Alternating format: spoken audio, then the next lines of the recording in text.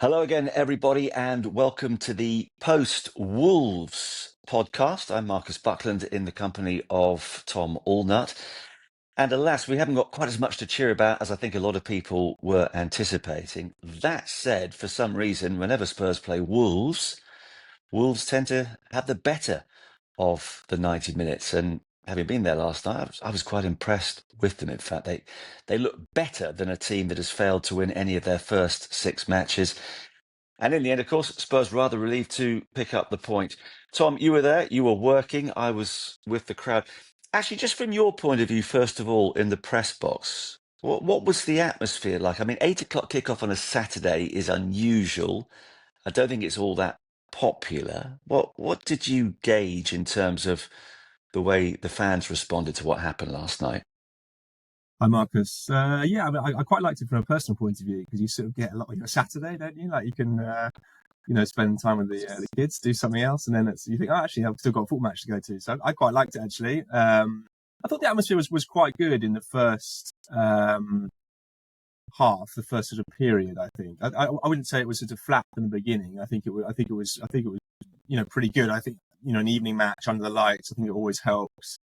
I do think there was a real sense of expectation about the game. Everyone had kind of seen already that a lot of results that happened earlier in the day. Liverpool losing, Chelsea losing, United losing. And I think there was a certain, maybe that contributed to the feeling of there's an opportunity here.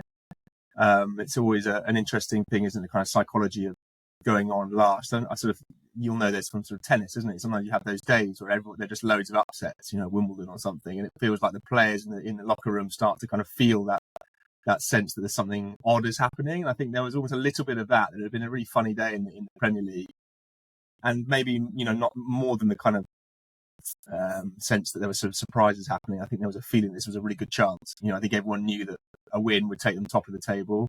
Wolves obviously, lost 5 in a row. It scored 3 goals.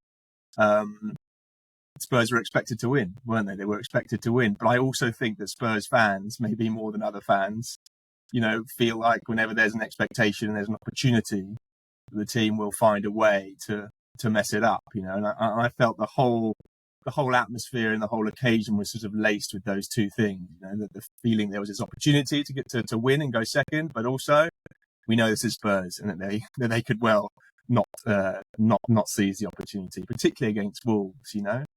And I have to say, I felt that kind of nervousness and that sense of disappointment and irritation and prickliness, I thought that did really feed into the game quite a lot. I don't think it was there from the start, but I think as the match went on and obviously the lack of chances and also the lack of kind of clinical edge in the first half, and then the second half when everything kind of unravelled, I think it was hard to know what came first, whether it was the performance or whether it was the fan kind of irritation. But I think both really contributed to each other and to the kind of performance just gradually kind of congealing. How did you see it from the stands? What was your sense? Well, it's funny you should say that because beforehand, everybody was saying, oh, yeah, look, we can go second tonight. What an opportunity. And then with the next breath, well, this will be typical Tottenham. We won't take this opportunity. And oh, Wolves have been our bogey team for a little while now. So the writing was almost on the wall. Everybody joking about Doctor Tottenham's turning up to help Wolves after losing their first 5 games. And it was strange because first couple of minutes we were really bright, might have got in front. And that was exactly the same with the Bournemouth game. We started very brightly, and then for whatever reason, we went off the boil.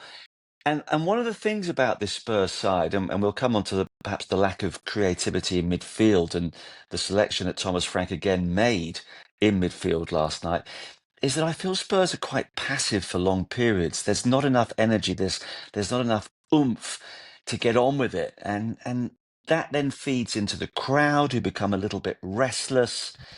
And then, of course, once Wolves take the lead, all our worst fears are starting to materialise. And certainly there was a fair degree of negativity in the second half. And one of the big problems for me, I think, Tom, is that although, listen, I really like Thomas Frank, and I'm sure he's going to work out the best teams for whichever opposition we come up against. But I think one problem we have is the lack of a goal scorer, a genuine goal scorer.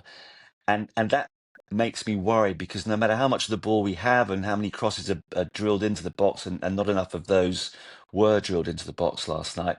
And great that Richarlison is fit, staying fit, fighting, scoring a few goals, but he's not ever going to be a prolific goal scorer.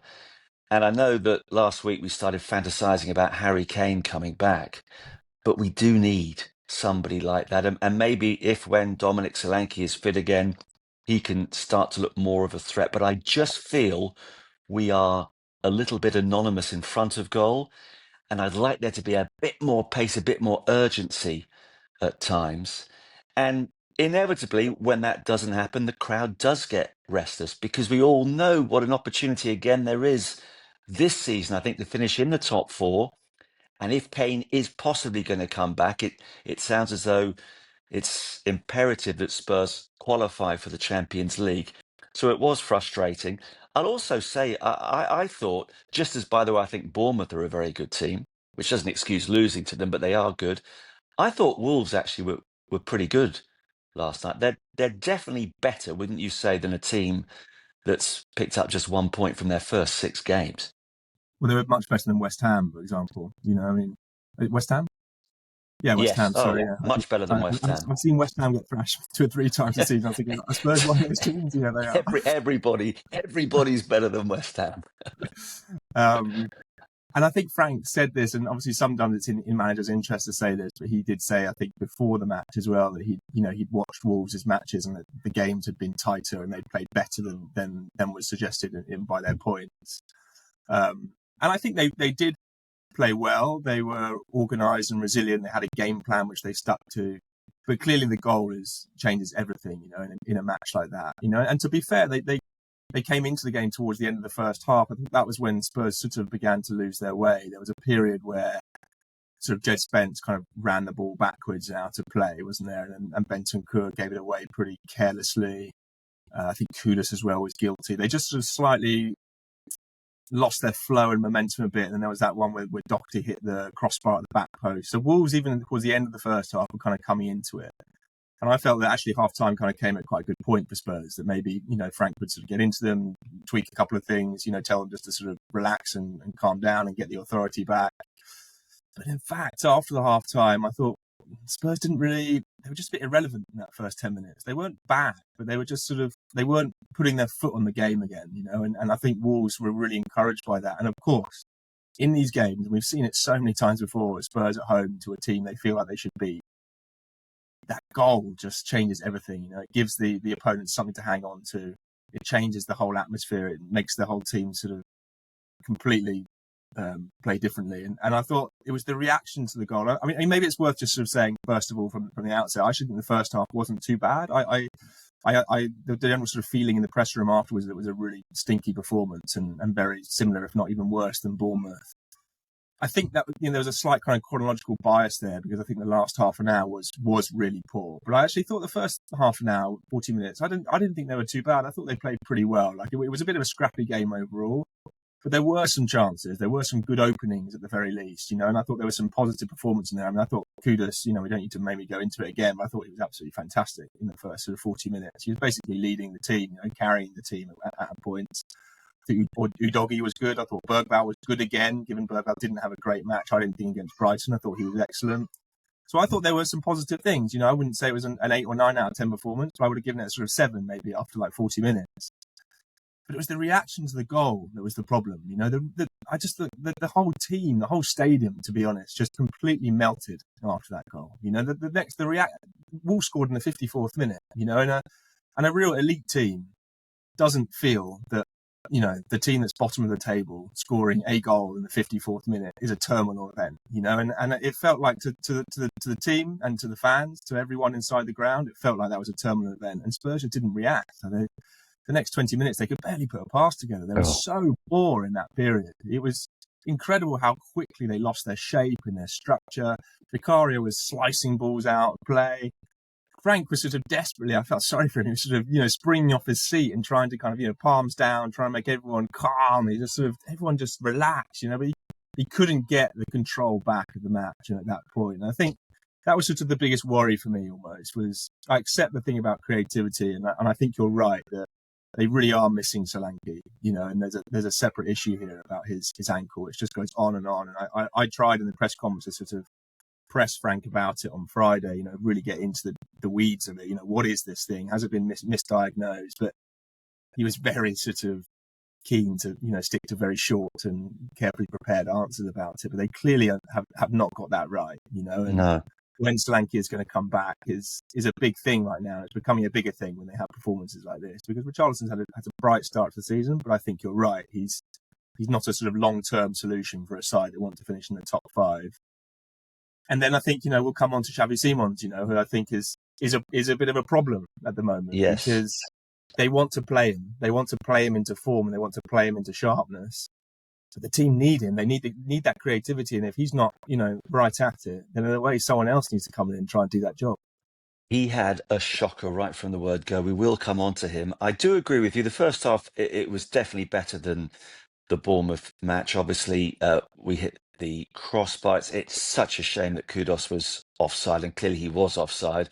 Where That I was a said at lovely the goal. from the other end, when it went in and you saw the roof of the net billow, you're thinking, oh, that is fantastic, and Kudos deserved it, because in the first half he was great.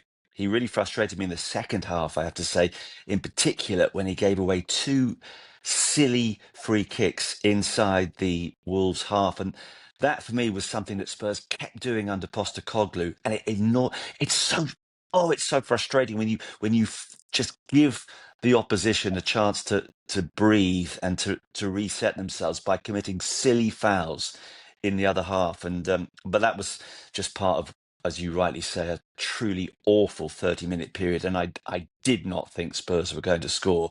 And of course, we'll come on to the late equaliser. And thank God they did, because that might prove to be an important point. But yeah, the first half was okay. But before we talk about Xavi, can I ask you about the fact that, again, Palhinha and Bentancur were selected in midfield as they were against Bournemouth? And after that game, Thomas Franks, he said, okay, yeah, it wasn't great. And in terms of creativity, it obviously has an effect. And by the way, Palhinha is fantastic. And I think Bentancur, I know some of the supporters feel as though Bentancur is not pulling his weight this season. I think sometimes you can underestimate what he is doing for the team. But I do think at home to the likes of Wolves, on the face of it, that doesn't seem to be a great combination in midfield. Would you agree? Who do you drop, I guess, is my question. Because I sort of see it, but I also, it's worth saying, isn't it, against Bournemouth, they had Sarr as the third one, and against last night they had Bergvall, which I think is Bergvall is a more creative player than Sarr in a slightly different way, but I think he does bring some extra guile in midfield. It's hard to know who you drop out Palhinha and Bentancur, because I think Palhinha has become such an important player for Spurs. I think there was an idea maybe even just a couple of weeks ago that in the kind of easier games at home you could leave Palhinha out, and maybe that's still valid. But I think he's been so good recently, not just in the kind of defensive side of the game, the interceptions and the blocks and the tackles, but if you watch him, he starts a lot and moves off. Whether that's good or bad, maybe that's a problem. That he is almost on the ball too much. That maybe that should be Bentancur, who's the one who's kind of playing the more progressive passes, because obviously Palhinha tends to be quite safe. But he is very much at the heart of sort of Tottenham's play at the moment. And then Bentancur, I always think, when he plays well, Spurs play well. Yeah. And when he's absent and he drifts, Spurs drift as well. I think he's such a key player in that way, because he's kind of the tempo setter, isn't he? And I think with Bentancur, I mean, Frank really likes him. We should say that he's always really liked him. I think if you ask Frank this question, he would be surprised we're even talking about it. But I'd like to see him stamp his authority a bit more on games. I always think that Bentancur slightly thinks he's just one of 11 players. So he's just someone else in the team who, is a good player, and he'll do his bit and contribute. When actually I'd like him to say, I'm one of the best players on the pitch. I'm the kind of player who's going to dominate this game and control it. And people are going to come off at the end and say, yeah, Bentancur set the tempo, he set the pace. He was the metronome of the whole game. I don't think I ever get the feeling that he wants to do that he has that kind of feeling where he wants to be the centre of attention all the time. I think he sort of sees himself as a as a nice player who kind of contributes every so often, when actually he needs to be Tottenham playmaker from the back. You know, he needs to have the ball more. He needs to go and get it off people. He needs to demand it off people. When Spurs are struggling in the second half, he needs to be the one who is saying, give the ball to me and let me have it and let me control the pace of the game, because I've got the ability on the ball and the composure and I've got the eye for the pass. And I'm better than everyone else at doing this thing that we're not doing now. And I don't see that from him. I don't see him, grabbing a game by the scruff of its neck and saying, I'm in control here, don't worry. And I think the best players in his position do that. I think I've probably said this before, but I remember watching Modric a lot at Real Madrid. And clearly, he's one of the best ever in the game at this. There were so many occasions where Real Madrid were struggling and he said, everyone give the ball to me. And he would literally run over to a left back and just say, get off it, give it to me, And that's fine. That is the job of a number 6 or whatever you want to say, someone who's a playmaker. You have to have that feeling of responsibility. And sometimes I think Bentancur, for all his talent, and he's a wonderful player to watch at his best, I think he almost sometimes is too quick to let games pass him by. I think that's a good point, because he is a good enough player to do that. You're absolutely right. And he glides about the place. He's got lovely control. His awareness is fantastic as well. But for whatever reason, he doesn't seem to want to thrust himself firmly into the spotlight. And we definitely need to see more of that. I will disagree with you about one player you mentioned a short time ago, and it's rare because normally he's great, but I was disappointed with Udogie last night. I was disappointed with both the fullbacks. And, obviously last season under Ange and the season before in particular, the way the fullbacks played was so important, and all the different things they did, etc., etc. Okay, they're a little more conventional now, but we're still very used to seeing them get forward, be heavily involved. Spence, and it's tough for him because he's switching from left to right. He didn't have one of his better games. And Udogie, there was one guy in front of me who was going mad about him, which I thought was a little bit harsh. But by his own high standards, I was disappointed with him. And of course, in the end, Marcus, he was one of the better outlets in the first half. I mean, maybe in the second half, I accept that. But there were 2 or 3 times when Udogie really did well to get in down the left, and he brings that kind of attacking thrust to the game. I thought he was pretty good in that first half. I think probably it's the fact that in the second half he and the rest of the team sort of fell backwards, and that's what we're remembering more. But most importantly is Xavi. Now, he's very new to the Premier League.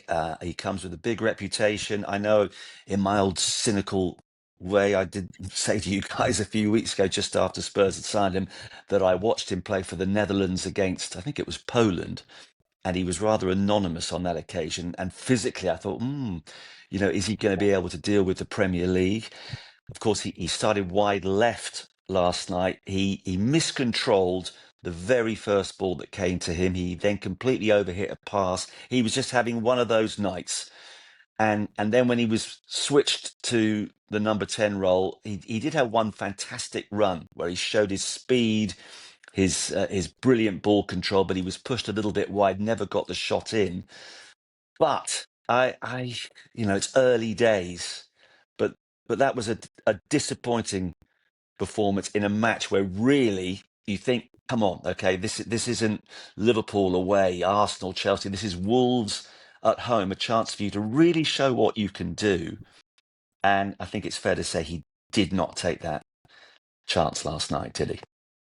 No, it's been a we say a slow start. I think for Xavi, it's fair to say. We've definitely seen glimpses of him, and it's hard. I always think when you have a player like this who comes in and he plays in this position, and he's clearly someone that everyone really wants to do well, but you sort of wonder how much of the kind of glimpses are sort of people just wanting him to be good. But I think there have been glimpses. And I think against Brighton he did make a difference. I wrote in my report for that game that I thought he just really lifted the match when he came on, and I think that was true. He brought a real energy to the team, and he did really play a contributing role to that comeback. There's no doubt about that. That said, in that game he had 2 or 3 chances when he came on, and okay, you can say, that was part of him lifting the match. He was suddenly at the centre of things, and that is important. But he had 2 or 3 good chances. When there was one pullback which he really scuffed past the post, and a couple of others I can't remember now, where he didn't quite do as well as I think he would have hoped. In this game, I felt like he was maybe trying too hard. It looked a little bit like he was trying to force things a bit. was a couple of crossfield balls which he just didn't find the mark. He was sort of going from left to right, and one I think went straight out of play, and the other one I think didn't find. I think it was Kudus he was looking for. There was a drag back where he was kind of traversing the pitch from left to right, and he did a little drag back behind him, and there was nobody really there. I'm not really sure who he was looking for. Frank said afterwards, and I like this about Frank, and it's actually something I wasn't expecting from him. I was very much expecting him to be extremely positive about players all the time, because that's the sort of persona that he has. But actually, he is quite honest about players, and he doesn't give away praise freely. I mean, even in midweek, I think someone asked him about Archie Gray, expecting him, and the same with Williams Barnett as well, to sort of give some gushing praise. But he was sort of like, yeah, it was a fine performance. He ran. And he doesn't sort of just sort of gush about the players unnecessarily. I think it's a slightly sort of Danish thing, And but anyway, with Xavi Simons, he was very. He said, he wasn't as sharp as he needed to be in a lot of situations. But I think that's natural, and I think at this point he is, leaning on the idea that he needs more time, that he's adapting to the pace of the Premier League. Obviously, it's a big move that's come from abroad, from a different club, different league, and I think it's also worth saying that Xavi Simons hasn't been at his best now for a while. People who follow Bundesliga will know that he had a brilliant season a couple of years ago where he was electric, particularly in the first half of the season. But last season, not so good. In a team that also wasn't so good. So he is not only sort of adjusting himself personally, but I think he is also kind of trying to rediscover some form from a while back. So I think all of that is in there. And then, of course, you throw in the fact that he isn't really playing his best position yet, and I think his best form so far has been in the centre when he came on there against Brighton. On the left, Frank insists that he can play there, and he has in the past, to be fair, but we haven't seen him look particularly comfortable there. And I think it is worth saying that in Xavi Simons' career to this point, this has been the big question mark over him. Where is his actual best position has been, I wouldn't say a problem, but it's been the kind of asterisk that I think a lot of coaches have wondered about him. Is he a number 10 in a 4-2-3-1? Is he a left winger in a 4-3-3? Is he a sort of attacking midfielder number 8 in a 4-3-3? These kind of questions, no one has quite found the perfect role for him yet. And look, he's still very young. That's completely fine. He's still a player who's developing. But I think there's still a lot of question marks about him. And I go back, not to, dig up old dirt, but you go back to the myth of the Eze signing, for example, and Xavi Simons comes in as a result of that, as the kind of second or third choice. And this is the cost of that, isn't it? This is the cost of missing out on Eze, because it is the time that Spurs need. They have to wait for a player to adjust now. It's not just, it's the risk of the transition. There's always that risk of an unproven player. Will they be able to do it in the Premier League? But let's take that as a given that he will be able to. There is that time that they have to wait for him to adjust. And that is the cost of missing out on Eze, who could have come in straight in and been there straight away. And of course, the whole ethos behind Tottenham's transfer dealings in the summer was, in comparison to last year and the year before, when we were bringing in some young players with potential. This time it was let's get the finished article straight away so they can hit the ground running. And obviously with Eze, that would have been the case. Listen, I don't want to be too hard on him. There's obviously a player with lots of ability. He says he wants to, or his better position is number 10, and I think looking at what I've seen so far, I can concur with that. I just hope that physically he'll be able to deal with the challenges that are going to come his way week in, week out, and I'm certainly happy to give him more time. It is time actually now for you, Tom, because you're very good at this, just to remind everybody how they can get in touch, and then we can take a break, because we're becoming so successful. We have to pause in certain circles, depending on whether you're listening, watching, or whatever, to have an advert break. So just remind everybody how they can get in touch. We want more questions, don't we, heading into the next international break? You were meant to do the advert break about 10 minutes ago, Marcus. We're not, we're well beyond the halfway point now. So you had one job. Damn, got it wrong again. Normal stuff, guys, please. It's at the Tottenham Way. Sorry, I messed it up. The Tottenham Way pod at gmail.com. So don't forget the Tottenham Way pod at gmail.com. Get in touch with us, send us questions and feedback. Really pleased with all the kind of comments we're getting, and some really nice and generous ones, which we should really read out sometime, just to kind of boost our morale. But really, thanks for all that. It's really great to read that you're enjoying the pod. And of course, if you're watching on YouTube, then please do give us a like and subscribe, because we tend to find that we get the ratio of likes and subscribes to the people watching and listening is not as high as it could be. So please, if you are watching, do give us a like and subscribe. We're closing in on 1,000, I think, which is great after a couple of weeks in terms of subscribers. And to all our many more listeners on pod, on your various pod platforms, do give us a try on YouTube as well if you fancy seeing Marcus in the flesh. You're looking very dapper today, actually, Marcus. You've got a sort of jacket and shirt on at 10 I've a.m. just on been. Saturday morning, on Sunday morning, sorry. I have been doing some televisual work this morning, so I kept the makeup on, because now we're so big as YouTubers. I felt I should attempt not. If you saw me up close, I don't know what the lighting's like, but having gone to the game last night and then got up at 4:30 this morning, it's not a pretty look, to be honest. But listen, needs must, and let's talk about some of the positives. The fact of the matter is, we got a point last night. I was talking to the guy next to me, and I said to him very clearly, there is no way Spurs are going to score tonight. And lo and behold, and let's actually mention that Tell had a part, the last of the substitutes. It was his ball in. I'm giving Sarr full credit for the way he laid the ball off. I mean, it was a terrific little touch if he really meant it, which I'm sure he did. And a fantastic finish from Palhinha, and we know, Tom, what he can do defensively and how he shores things up and all the rest of it. But wonderful overhead goal during the week against Doncaster, and that finish last night was top quality. It really was. Fantastic goal from a brilliant player. Yeah, and also in a very sort of frantic moment, and it was. I think it was such a surprise, because I agree. I felt like the stadium had sort of given up on the idea that Spurs were going to score, and there was nothing really to suggest they were going to. And I think even Palhinha had slightly sort of lost his composure in those moments. There was a couple of times where he was sort of lunging at air, and he was another one. He definitely wasn't guilt-free in that kind of mayhem period, but he brought a real sort of moment of calm just when he needed it, didn't he? And you're absolutely right to point out Tell. He delivered that cross, and it was a good cross, from the left.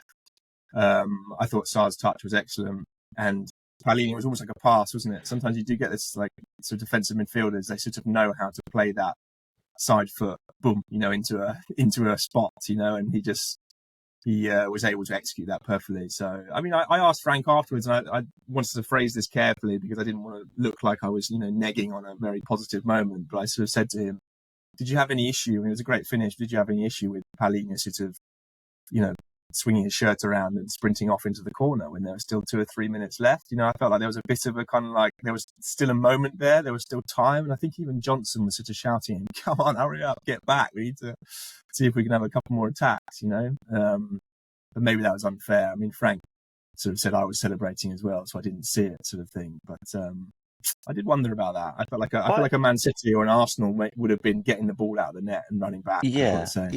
No, that's a fair point. By the way, I mean, this is random. It's been discussed before, and of course, what's his name at Liverpool? I never said how do you say his name? Etike.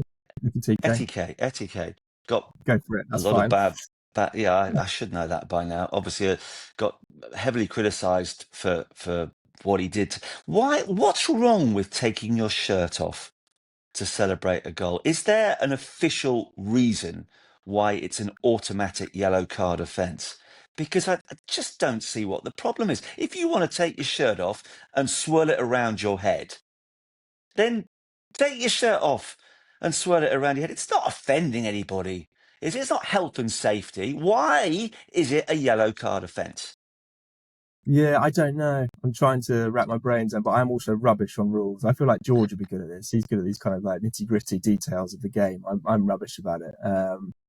I don't know. I agree with you. They brought it in because obviously, our older listeners will remember sort of, Ravanelli was the kind of shirt over the head thing, wasn't it? And that was all fine. It was kind of a very iconic thing. Clearly Ekitike, got booked the other day. I don't know. I agree, Marcus. It's silly. The game's gone. Now, you mentioned George, and George came up, and the moment he said it, I thought, he's absolutely right. With regards to Brennan Johnson, I want to ask you about Johnson and Odebear, who of course both came on. And I was thinking as the game developed, yeah, bring Johnson on as a striker. I want him to play through the middle. It's what George said. To be fair to him, before the midweek game against Doncaster, where he took that goal extremely well. And I'm thinking that, especially if Solanke's out for longer, we might get more from Brennan Johnson right down the middle because he can finish. I hoped that was what was going to happen last night, and it didn't. But can you see that? Not necessarily the long-term answer, of course, but I think maybe the time is fast approaching where he is given a chance to show what he can do as an out-and-out centre forward. It's possible, yeah, it's possible. I like the idea. I think it came from a listener question, didn't it? Someone, forgive me, I can't remember who it was now who proposed the idea of Johnson, playing up front. I guess in the modern kind of era of one striker, it feels like the sort of Johnson model of striker is more difficult. Maybe in a two, you'd feel like Johnson with a kind of direct speed and runs in behind, and he's really good at timing that run and then executing those finishes 1v1. I think he's really good at. And obviously we know he's got a great eye for where the ball is going to drop in the box. And maybe we should give Postecoglou some credit for that, because I think that was a big part of his game under Ange. But does he have the kind of link up play? Does he have the strength in his body to sort of bring other people into play? He's a good presser, so he'd lead the line in that way. I guess that would be my doubt. Is he sort of more a kind of what we would say is a sort of, the little man, the kind of quick one who scuttles in behind, and you have someone else who comes deep and gets the ball.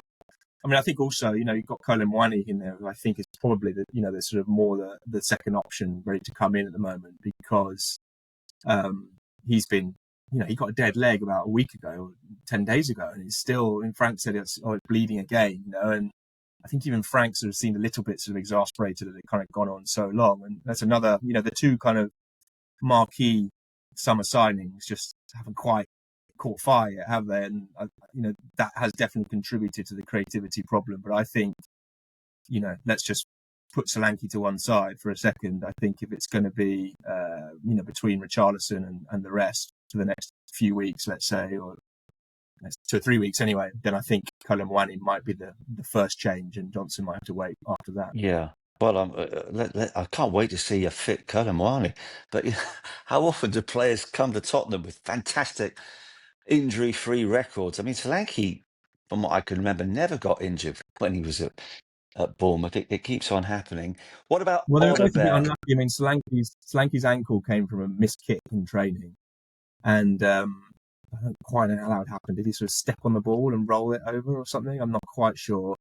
And then Colin Mwani's dead leg came from a collision with Sarr. So, we haven't yet had any muscle injuries, I think. Not No.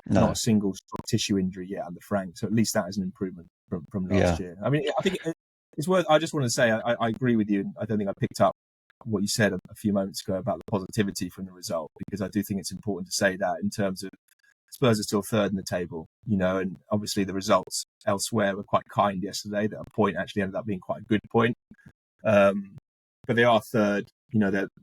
I think the momentum of the season was kind of sustained, just about by that goal from Palhinha. It just kind of took away the feeling of a real failure of a night. It did. I think Frank was probably putting positive spin on it, but he's right to sort of say that when not everything worked on a really imperfect evening, to kind of score a late goal and get a point out of it, I think is Yes. valuable. And we've had 2 games now in a row where, sorry, not in a row, discounting Doncaster, 2 Premier League games in a row where, they've had to come from behind and get something. And they have done that, so they are showing some fight and resilience at least. Yeah, no, there's definitely a little bit of resilience there. And I think, these are early stages for the manager. It's going to be a bit hit and miss for a while yet until he perfects the sort of tactics he needs for the specific challenges that come week in, week out.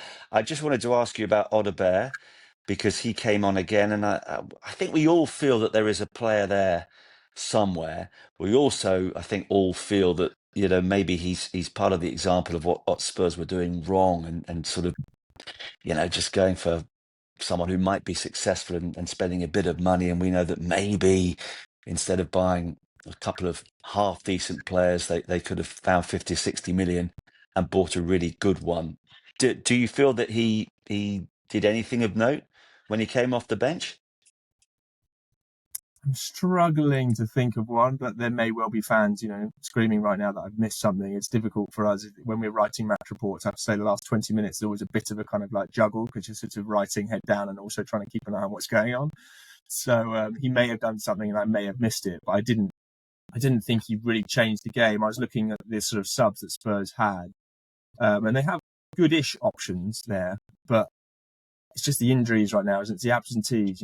I was looking, I said to Tom, I was sitting next to Tom last night, I said, you miss Maddison, don't you, in this kind of game? You wish you had I guess that was partly because Xavi was struggling so much, but you kind of think just that, Yeah, Madison-ishness, just to have that kind of extra 100%, little bit of craft and 100%. magic would have been really valuable.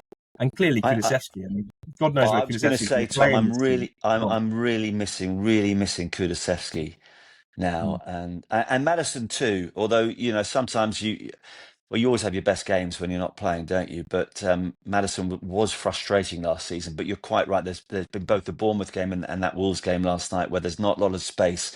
You need that little touch of creativity. But what I'm really starting to miss is those bursting runs of Kulusevski, the fact that he was just constant, always getting involved. And then if he himself didn't actually do something decisive, he might have created a little bit of space for somebody else.